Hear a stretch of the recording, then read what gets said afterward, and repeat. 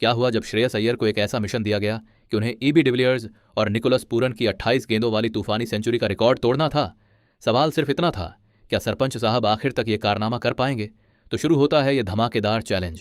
पहली ही गेंद पर श्रेयस ने लॉन्ग ऑफ के ऊपर से छक्का जड़ दिया। दूसरी गेंद पर भी बिना ज्यादा मूव किए गेंद को सीधे स्टैंड्स में भेज दिया। फिर तीसरी गेंद पर और भी लंबा छक्का लगाकर सिर्फ 3 गेंदों में 18 रन बना डाले। चौथी गेंद गई बाउंड्री के पार, पांचवीं पर भी वही नतीजा। लगातार 5 गेंदों पर 5 छक्के लगते ही साफ हो गया कि अय्यर सिर्फ रन नहीं, इतिहास बनाने निकले हैं।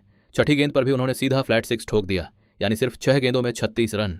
7वीं गेंद पर एक और जोरदार शॉट निकला जो फील्डर के ऊपर से बाउंड्री पार चला गया, लेकिन 8वीं गेंद पर पहली बार उनका टाइमिंग गड़बड़ाया और मिस हिट हो गया।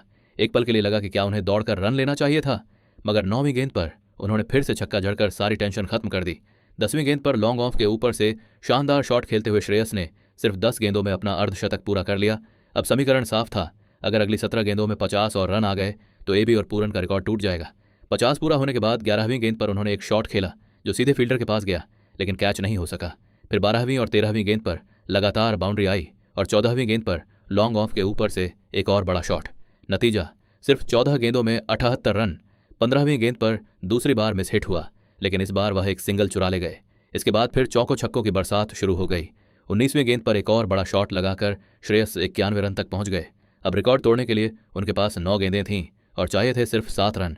20वीं गेंद पर मिड ऑन के ऊपर से धमाकेदार शॉट खेलकर वह 97 पर पहुंच गए। फिर 22वीं गेंद पर एक और शानदार स्ट्रोक निकला और श्रेयस अय्यर ने सिर्फ 22 गेंदों में अपना शतक पूरा कर लिया।